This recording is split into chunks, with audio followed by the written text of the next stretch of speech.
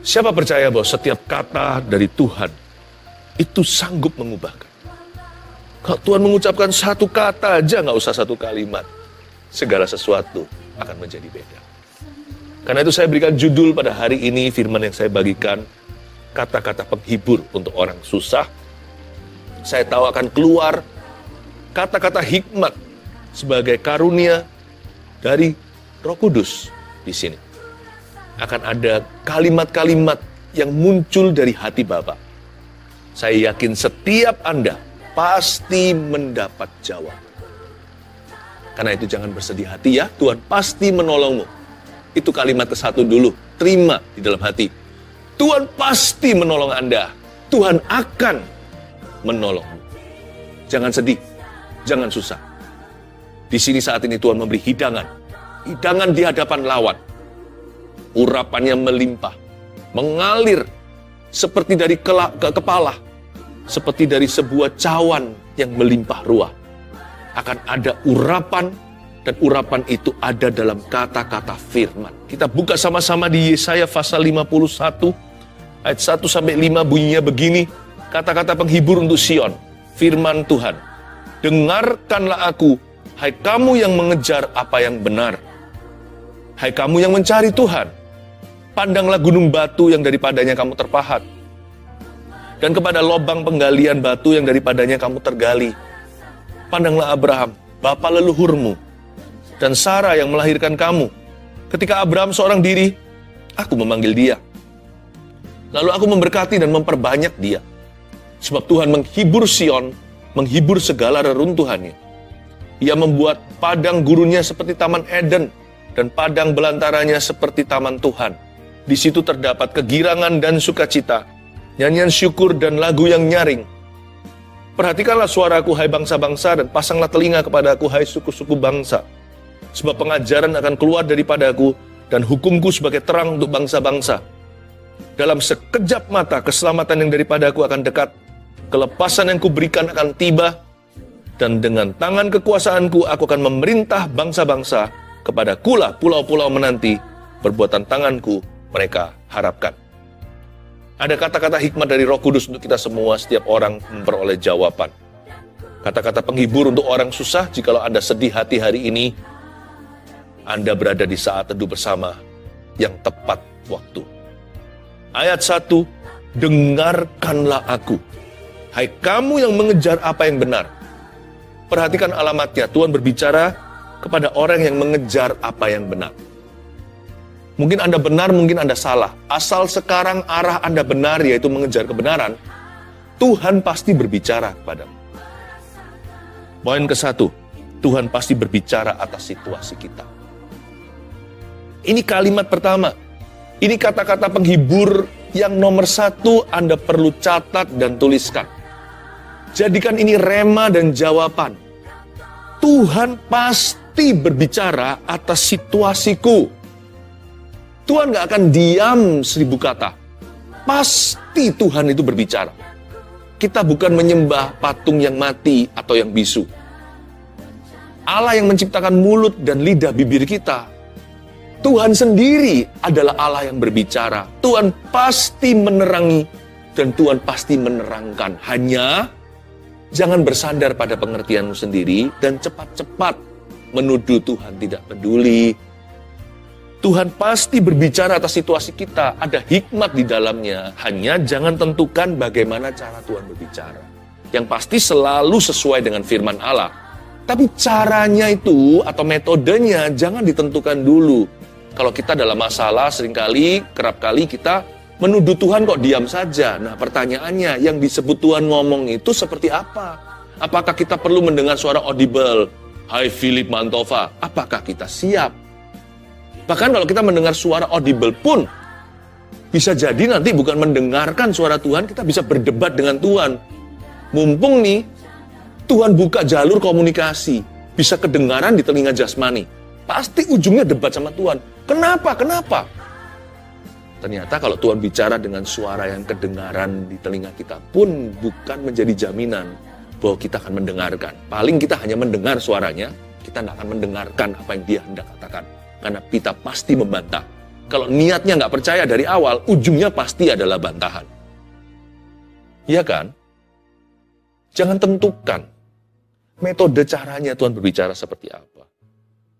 Yang disebut Tuhan diam itu mungkin kalau hati kita itu mau tenang, kita akan bisa menangkap isi hatinya, meskipun kita nggak mendengar suara audible apa-apa. Meskipun ada audionya, Tuhan bisa bicara lewat the spirit of understanding, atau roh pengertian. Bisa jadi juga Tuhan bicara lewat keadaan, lewat teman kita, yang pasti tidak akan melanggar firman Tuhan. Dan Tuhan pasti bicara lewat firman.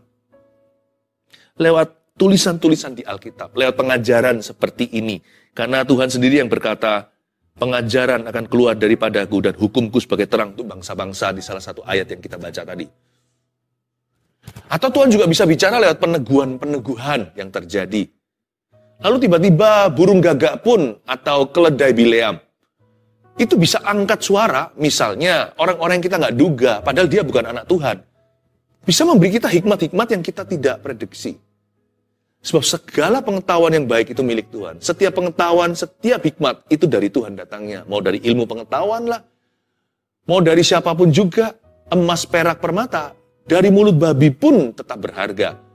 Jangan lihat salurannya, lihat sumbernya. Kalau itu pengetahuan yang baik, kalau itu adalah hikmat, kalau itu adalah kebijaksanaan, itu semua dari Tuhan. Mungkinkah Tuhan sedang berbicara atas situasimu? Tapi kita terburu-buru menentukan dulu, Tuhan harus bicara cara begini, nggak boleh cara begitu. Terbukalah, karena kita tidak bisa mengontrol Allah. Kita tidak bisa memerintahkan Tuhan. Tuhan itu maha kuasa, berarti dia berdaulat di atas kita.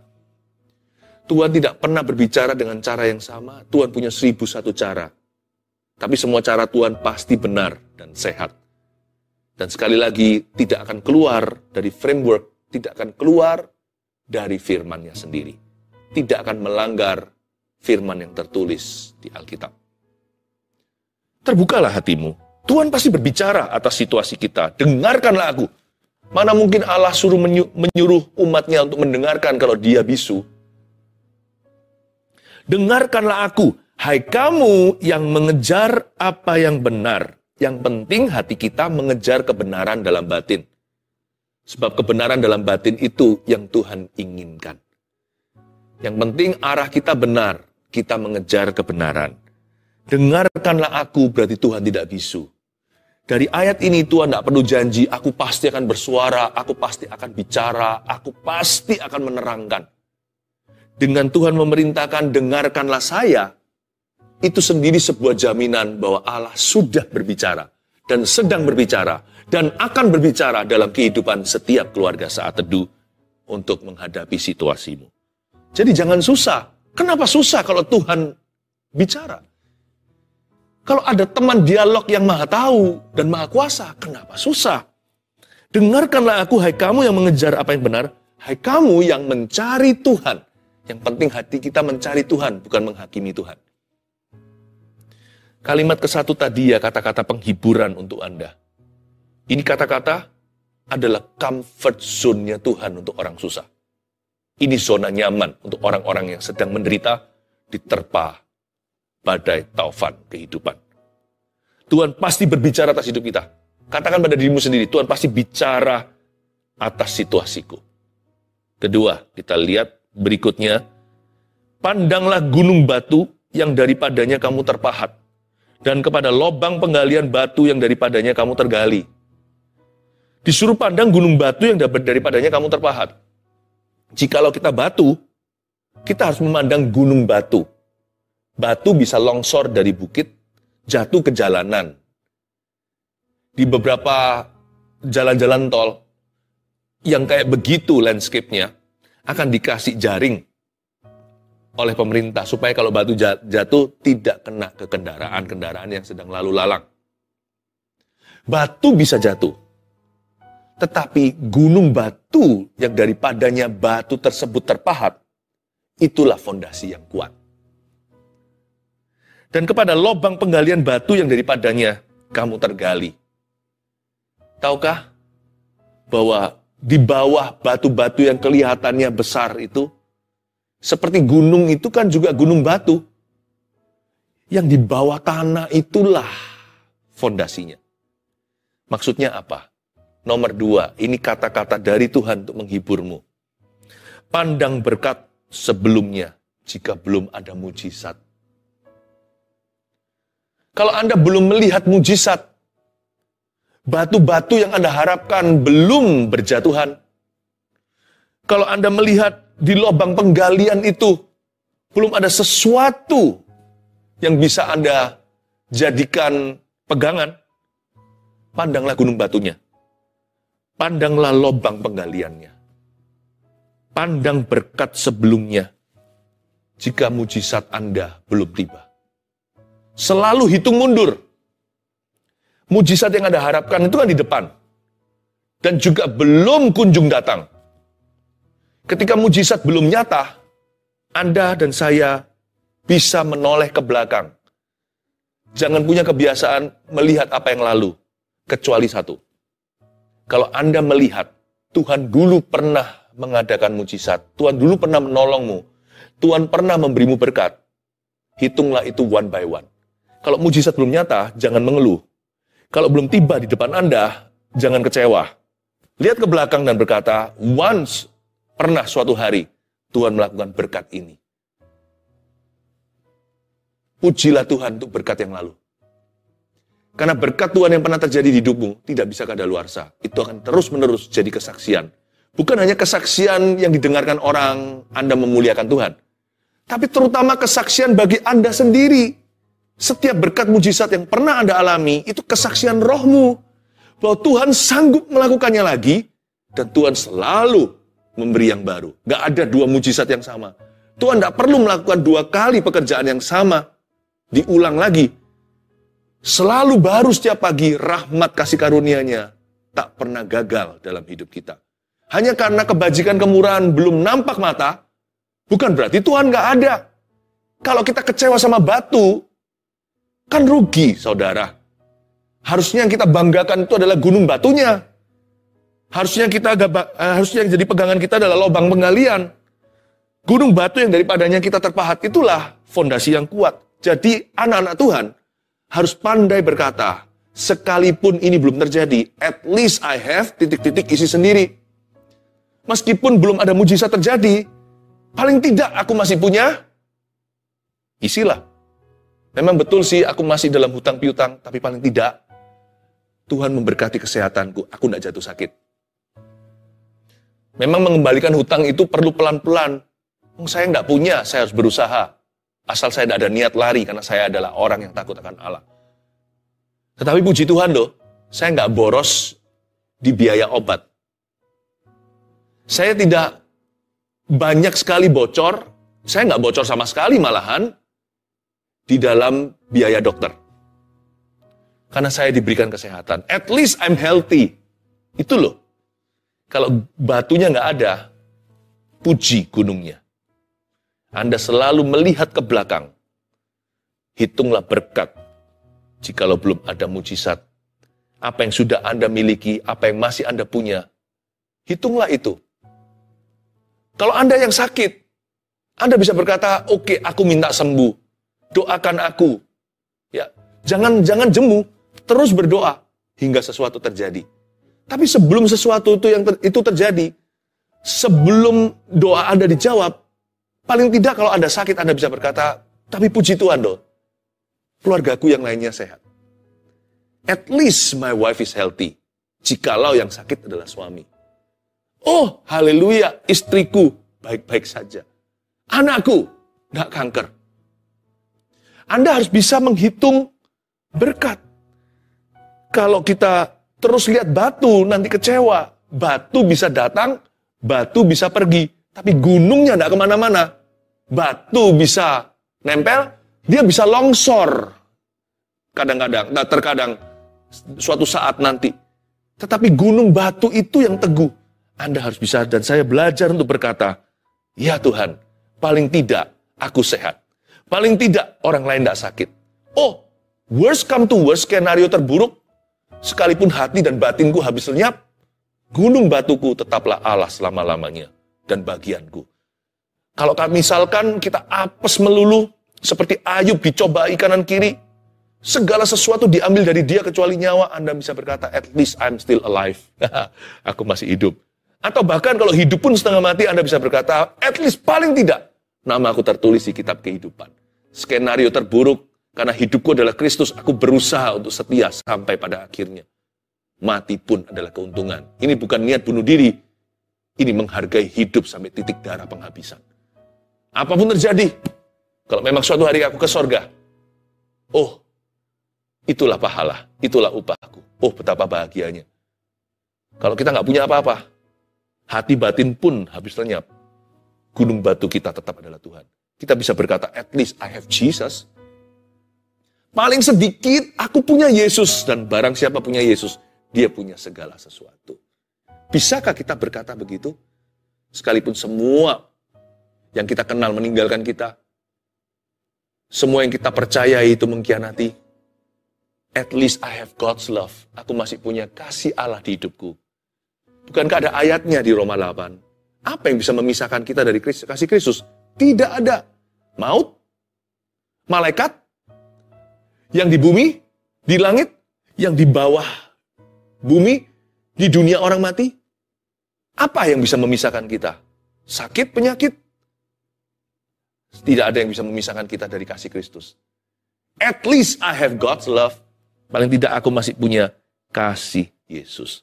Itu yang dimaksudkan, pandanglah gunung batu yang daripadanya kamu terpahat. Dan kepada lobang penggalian batu yang daripadanya kamu tergali. Ini adalah kata-kata penghiburan untuk orang-orang yang sedang susah hati. Yang ketiga, kita baca ayat berikutnya. Pandanglah Abraham, bapa leluhurmu, dan Sarah yang melahirkan kamu. Ketika Abraham seorang diri, perhatikan itu, sendirian, aku, kata Tuhan, aku memanggil dia waktu dia sendirian. Lalu aku memberkati dan memperbanyak dia. Bermula hanya satu orang, Abraham seorang, Sarah seorang, disuruh pandang, Abraham, bapak imanmu, atau bapak leluhurmu, dan Sarah yang melahirkan kamu. Mereka seorang diri, Abraham sendirian, Sarah sendirian, lalu aku memberkati mereka, tiba-tiba mereka jadi banyak. Sebab Tuhan menghibur Sion, menghibur segala reruntuhannya. Tuhan tidak menghibur Anda dengan hal lain. Kalau Anda runtuh di situ, di reruntuhanmu Tuhan menghiburmu. Tuhan itu tidak akan menyangkali situasi yang kita hadapi, tapi Tuhan akan menjawabnya. Tuhan akan turun tangan di sana. Di mana kita diruntuhkan oleh setan, di situ Tuhan mau promosikan. Saya yakin kok, our greatest test could become our greatest testimony. Ujian kita yang terbesar bisa menjadi kesaksian kita yang terbesar juga. Kalau Anda dan saya percaya, Tuhan itu menghibur Sion langsung di reruntuhannya. Langsung di titik kelemahannya. Ia membuat padang gurunnya seperti Taman Eden. Dan padang belantaranya seperti taman Tuhan. Di situ terdapat kegirangan dan sukacita. Dia girangkanku, dia girangkanku. Ku bersuka sebab dia girangkanku. Di situ terdapat kegirangan dan sukacita. Ini bukan orang yang happy karena dapat masalah. Siapa sih yang gembira kalau dia punya persoalan? Enggak sih. Kita itu happy kalau kita tamasya. Kalau kita diberkati, kalau kita beruntung. Enggak ada orang yang berbahagia, bergembira kalau dia itu diterpa dengan problema. Makanya di sini dikatakan, di situ terdapat kegirangan dan sukacita. Ini joy, bukan happiness. Ini sukacita, bukan happy versi dunia. Di situ terdapat kegirangan dan sukacita, nyanyian syukur, dan lagu yang nyaring. Kata-kata penghibur untuk orang susah. Yang ketiga, yang perlu Anda catat, jadikan rema dan jawaban hatimu hari ini juga. 3, jangan takut untuk mulai lagi dari bawah. Ini Tuhan lagi bicara sama kita. Tuhan beritahu keluarga Saat Teduh. Jaga-jaga ada orang-orang yang mengalami sebuah keruntuhan. Mungkin ekonomimu runtuh. Mungkin kesehatan, mungkin hubungan. Apapun yang runtuh, serahkan ke Yesus Kristus. Anda mungkin tidak lihat sekarang secara instan. Tapi percayalah janji Tuhan. Tuhan kalau menghibur kita itu, Tuhan suntiknya itu di tempat yang pas. Pernah nggak ketika Anda mau ambil darah yang ngambil kurang mahir, coblos sana, coblos sini, nggak ketemu uratnya, lalu akhirnya bengkak-bengkak, ada tanda-tanda suntikan. Tuhan itu nggak gitu. Tuhan itu kalau menyembuhkan dan memulihkan itu selalu pas di titiknya. Tuhan menghibur Sion, menghibur segala reruntuhannya. Dan Tuhan membuat Sion kembali girang dan sukacita dengan nyanyian syukur dan lagu yang nyaring. Jangan takut untuk mulai lagi dari bawah ya. Ini Roh Kudus lagi berkata-kata. Jangan takut kalau mulai lagi. Dari bawah ayo silahkan. Asal kita bersama dengan Tuhan, lebih tidak terasa.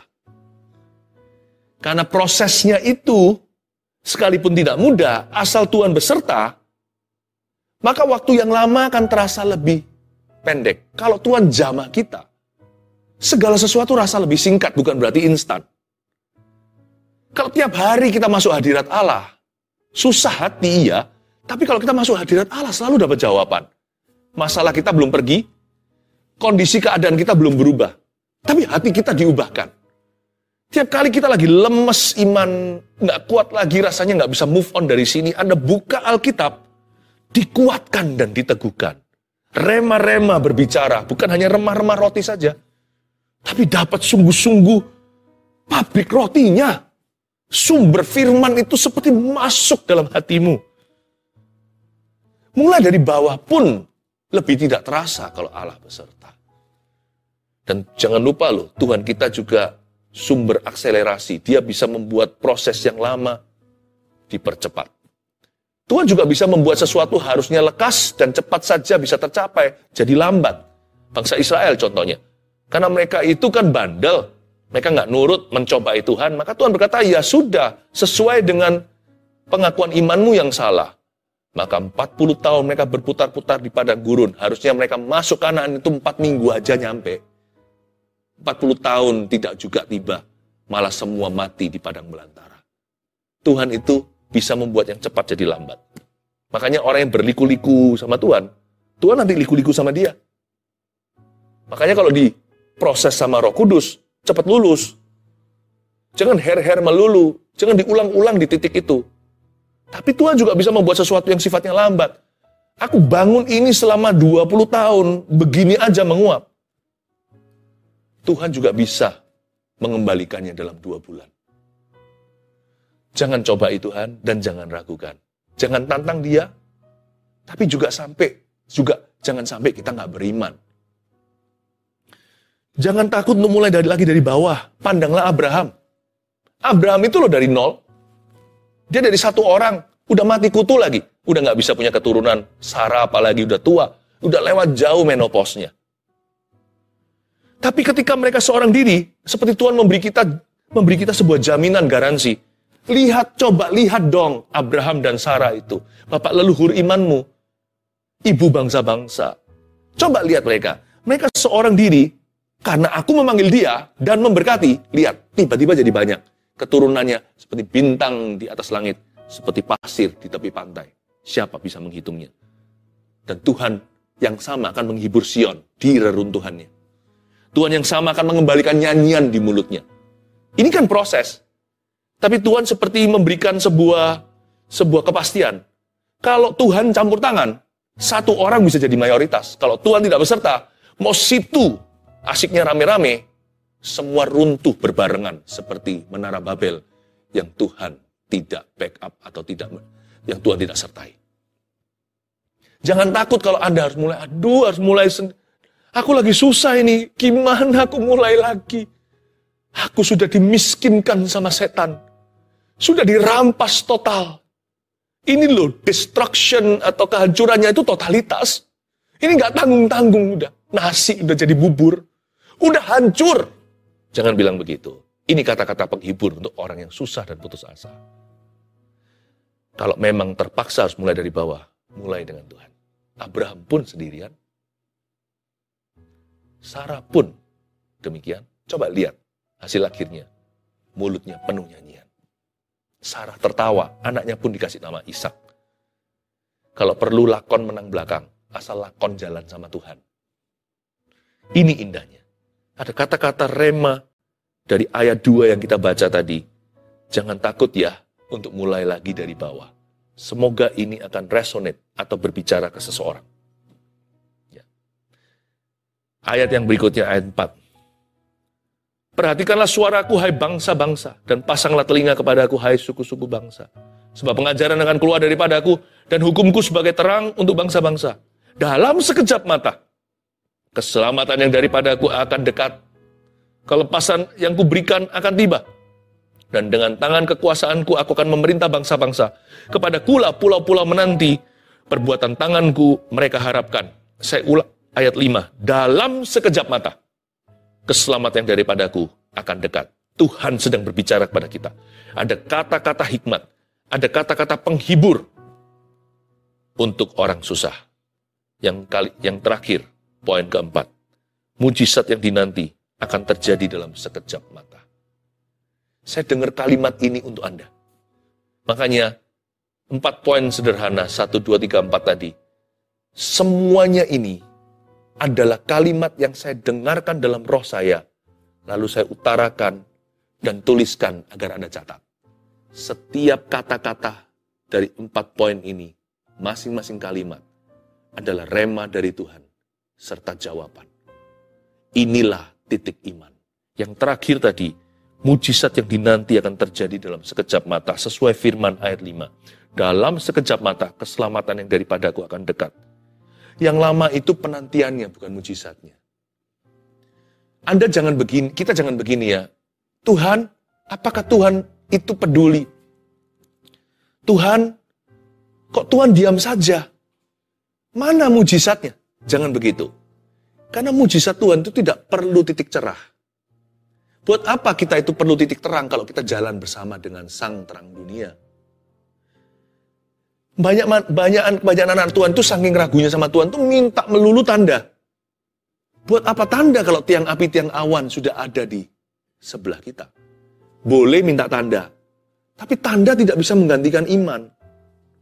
Sehingga banyak orang itu berkata gini loh, aku mendoakan untuk seorang anggota keluargaku yang belum kenal Tuhan. Kok nggak ada tanda-tandanya sama sekali ya dia mau berubah ya? Aku doakan suamiku, kok sama sekali nggak ada tanda-tanda gitu bahwa dia menjadi lebih baik? Aku sakit ingin sembuh, kok nggak ada tanda-tanda kondisiku membaik, malah semakin terpuruk. Kalau Tuhan bekerja, nggak perlu tanda-tanda. Tidak perlu ada titik terang. Nggak perlu. Sebab mujizatnya nanti waktu terjadi dalam sekejap mata. Yang lama itu penantiannya untuk menggenapi ayat semua indah pada waktunya. Jadi Tuhan itu nggak bisa abu-abu, hitam atau putih. Kalau memang bukan waktunya Tuhan atau waktu ilahi, ya nggak terjadi. Tapi kita terus beriman supaya nanti ketika waktu ilahi kairos itu tiba, jangan sampai Anda dalam kondisi tidak layak menerima karena kecewa. Yang lama itu bukan mujizatnya, seolah-olah mujizat itu dimasak atau dikelola. Enggak, mujizat itu perbuatan Allah tanpa teori. Semudah membalikkan telapak tangan begini. Tapi kalau memang belum waktunya, ya belum waktunya. Kita hanya bisa berharap dan percaya.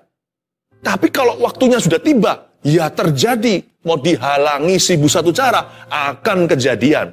Coba lihat di kitab Keluaran. Tuhan bawa mereka keluar mereka lewat Laut Merah. Siapa bisa halangi Firaun yang keras hati? Nggak bisa.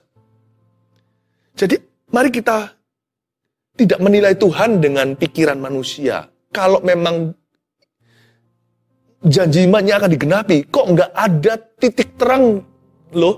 Kok nggak ada tanda-tanda sama sekali? Kok nggak ada titik cerah?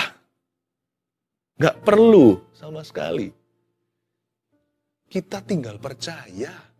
Itu saja tugas kita. Dan menunggu waktunya. Sebab mujizat yang dinanti akan terjadi dalam sekejap mata. Jangan imanmu pada tanda atau titik cerah. Imanmu pada Yesus dan janjinya. 1, 2, 3, dan 4. Apa aja kata-kata penghibur sebagai kado untuk orang yang susah. Dan untuk setiap kita melengkapi iman kita sekalipun kita nggak susah hati. Yang pertama, Tuhan pasti berbicara atas situasi kita. Katakan amin. Tuhan pasti. 2, pandang berkat sebelumnya jika belum ada mujizat. Ya. Selalu hitung berkatmu satu persatu ya, jangan lupa. Selalu referensi kembali ke masa lalu. Tuhan pernah berbuat ini dan itu. Itu kita dengungkan sambil nunggu mujizat kemudian. 3, ini catat, ini penting sekali. Kalau memang terpaksa ya, kalau harus, jangan lari dari proses ini. Jangan takut untuk mulai lagi dari bawah. Tambahi ini, asal Tuhan beserta. Yang terakhir, mujizat yang dinanti akan terjadi, pasti terjadi. Dan nanti kalau terjadi, terjadinya dalam sekejap mata. Ya. Boleh minta tanda, tapi jangan berhalakan. Selalu taruh percaya pada firman Tuhan. Kalau Tuhan bicara, pasti akan terjadi. Kata-kata penghibur untuk orang susah, ini kado saat teduh bersama. Untuk keluarga saat teduh yang bergumul dengan sesuatu. These 4 sentences, 4 kalimat ini, will carry you to your victory. Akan menggendongmu masuk pada kemenangan. Yang percaya katakan, amin.